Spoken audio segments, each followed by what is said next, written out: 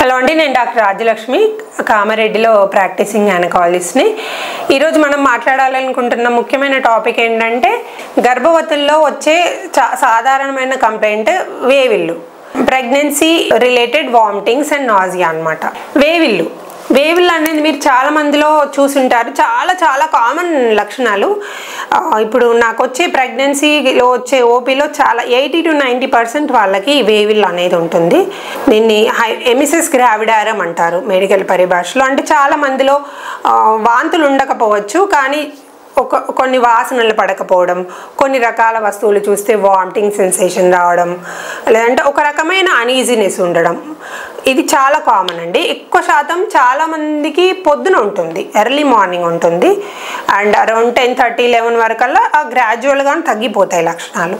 కొంతమందిలో ఏంటంటే ఈవినింగ్స్ కూడా ఉండొచ్చు ఈ లక్షణాలు అనేవి.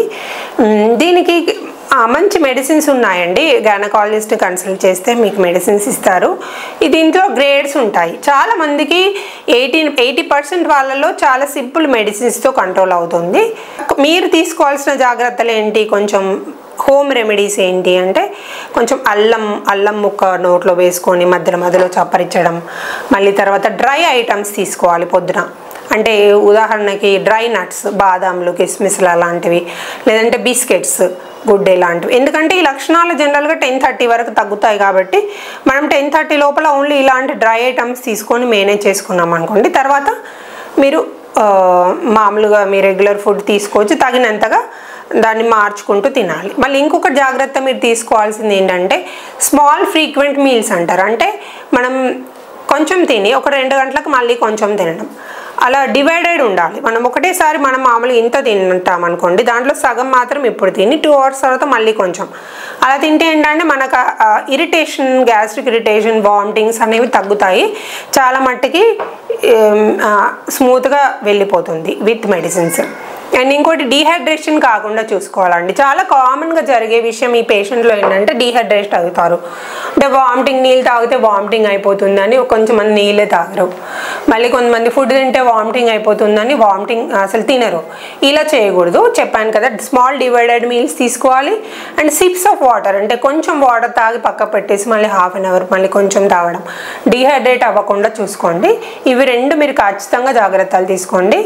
అండ్ ఆకుకూరలు, వీలైనంత వరకు పోషకాహారం మెయింటైన్ చేస్తూ ఉండాలి. బరువు అనేది తగ్గకుండా చూసుకోవాలి. అట్లీస్ట్ పెరగకపోయినా కానీ ఫస్ట్ 3 నెలల్లో మెయింటైన్ చేయగలిగేటట్టుగా ఉండాలి. అంటే డీహైడ్రేషన్ అవ్వకుండా పోషకాహారం తీసుకుంటూ మెడిసిన్స్ వాడుకుంటూ చక్కగా ఉండండి. జనరల్గా ఈ లక్షణాలన్నీ ఒక 4 months లోపల తగ్గిపోతాయి, న్యాచురల్గానే తగ్గిపోతాయి. సో ఇది ఎందుకు వస్తుంది అని చాలామంది అడుగుతారు. ఎందుకంటే మనకు లోపల పెరిగే పిండం అనేది అదొక వేరే శరీరం. మన శరీరంలో ఇంకొక శరీరం పెరుగుతుంది. దాని నుంచి వచ్చే అదేంటంటే రియాక్షన్, ఆ బాడీని యాక్సెప్ట్ చేయాలి అని అది ఒక టైం పడుతుంది దానికి. కొంచెం ఆ టైంలో ఏంటంటే ఇది కొంచెం ఇరిటేట్ అవుతూ ఉంటుంది. సింపుల్గా చెప్పాలంటే అదన్నమాట. ఫస్ట్ 3-4 months తర్వాత జనరల్గా లక్షణాలు తగ్గిపోయి చాలామంది స్మూత్గా బాగుంటుంది. కొంతమందిలో ఒక 1 to 2% మెంబర్స్లో మాత్రం చాలా రోజులు 9th month వరకు ఉంటాయి. వాళ్ళు దాని ప్రకారం మెడిసిన్స్ తీసుకుంటూ ఉండాల్సి వస్తుంది. చక్కగా పోషకాహారం తీసుకోండి, మందులు వాడుకోండి, హ్యాపీగా ఉండండి.